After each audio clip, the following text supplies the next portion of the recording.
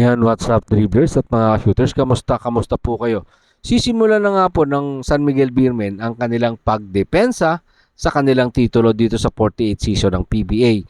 Ano nga ba ang sinabi ni Coach Luigi Trillo sa mga bataan ni Coach George Gallant? At ano rin ang sinabi ni Coach George Gallant? Yan po ang ating alamin at pag-uusapan sa video ito matapos po akong maglambing sa inyo ng isang like, share, comment down below, and don't forget to subscribe and hit that notification bell button para updated po tayo sa ating mga video. Paggalang, pagrespeto ang ipinakita ni Meralco Head Coach, Coach Luigi Trillo sa San Miguel Beermen. Bago nga po magsimula ang kanilang PBA All Filipino Cup Finals na magsisimula po ngayong Wednesday, May 5, 2024 sa ganap po na alas 7 ng gabi diyan po sa loob ng Smart Araneta Coliseum. Sa ginanap nga pong press conference sa loob po ng Crown Plaza, diyan po sa Ortigas. Narito po ang mga sinabi ni Meralco Bulls Head Coach Luigi Trillo. Head Coach nga ba sa ulat ni Romel Puertes Jr. ng Inquirer. We have a lot of respect for the organization of San Miguel Beermen. Malaki nga daw po ang respeto ni Coach Luigi Trillo sa San Miguel Beermen. Nandyan nga daw po ang mga mahuhusay na manlalaro. Nandyan si Junmar Fajardo na maituturing nga pong GOAT ng liga at dyan din po nanggaling ang pinakamahusay sa kasaysayan na si El Presidente Ramon Fernandez. Sa kalahatan, hindi lang nga daw po si Junmar Fajardo sa ang kanila makakatapat dito dahil ang buong team ng San Miguel Beermen ay mahuhusay silang lahat. At kung titingnan mo kung paano sila binuo at nagbigay din po ng papuri si Coach Luigi Trillo sa kanyang katapat na si Coach George Gallant na naging head coach nga po ng San Miguel Beermen noong 2023 Commissioner's Cup. Narito pong muli si Coach Luigi Trillo sa ulat pa din ni Romel Puertes Jr. ng Inquirer.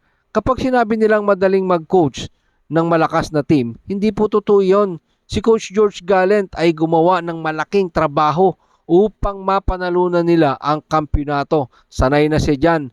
Pero habang nagbibigay ng magandang papuri sa kanilang makakasagupa sa game, sa best of 7 final ng PBA All Filipino Cup. Siyempre, hindi po yan nangangahulugan na basta-basta na lang nilang ibibigay sa San Miguel Beermen ang kampyonato. Natural, lalaban po ito sa hamon ng San Miguel Beermen. Narito po ang dagdag na pahayag ni Coach Luigi Trillo sa ulat pa din ni Romel Puertes Jr. ng Inquirer. Nirerespeto namin sila, pero sa oras na maglaban kami, naniniwala ako sa aking mga manlalaro. Ako mismo naniniwala na mayroon tayong sapat na kakayahan, pero hindi ito magiging madali.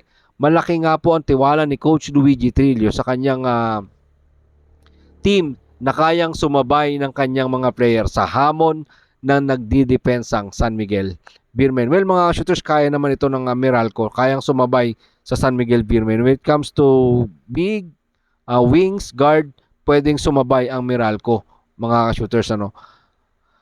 Ang pagkakaiba lang nito sa nakikita natin, yung experience ng San Miguel Beermen pagdating po sa championship. Ang ano lang dito, yung ma-out-coach lang si Coach George Gallant ni Coach Nenad. Which is hindi naman talaga si Coach Luigi ang nagko-coach dito sa Meralco. Hindi po programa ito ni Coach Luigi Trillo yung tumatakbo sa kupunan ng Meralco sa kasalukuyan. Kung yung programa lang ni Coach Luigi Trillo ang titingnan natin dito, malamang hindi rin siya nakalusot sa Barangay Ginebra.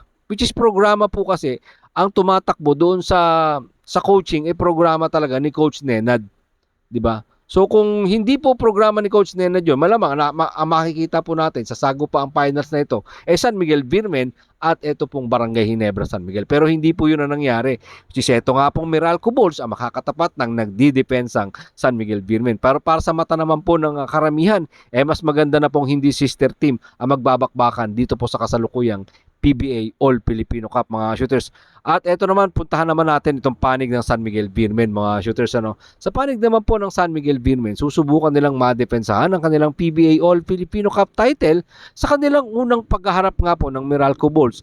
Ay tinalo sila nito dyan po sa loob din ng FPJ Arena sa San Jose, Batangas. 95-92 ang final score. Sa series nga po ito ay nakapagpahinga ang San Miguel Beermen. Nagantay po sila sa Barangay Ginebra San Miguel at sa Meralco kung sino ang kanilang makakatapat matapos nga po nilang ma-sweep ang Rain or Shine Elasto Painters.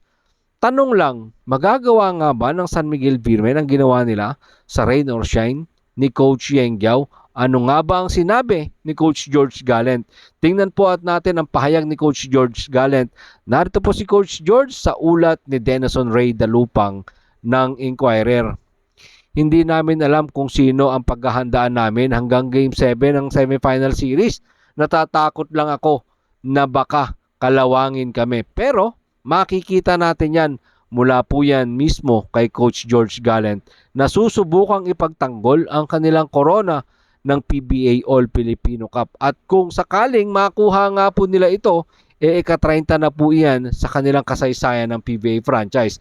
At para naman po sa panig ng Meralco, ito po ang kauna-unahang PBA title nila sa kasaysayan naman ng kanilang PBA franchise. Ilang beses na nga din pong nabigo ito pong Meralco Bulls sa Barangay Ginebra, San Miguel, at ilang beses nila pong pagtatapat sa PBA Finals. Kaya ngayon mga shooters, ito pong sister team ng mga Barangay Ginebra, San Miguel ang kanila makakatapat. Makakaisa na nga kaya ang Meralco Bulls kontra sa San Miguel Beermen. Yan po ay hanggang sa ngayon, siyempre, mahaba po pong katanungan yan dahil hindi pa naman nagsisimula yung series.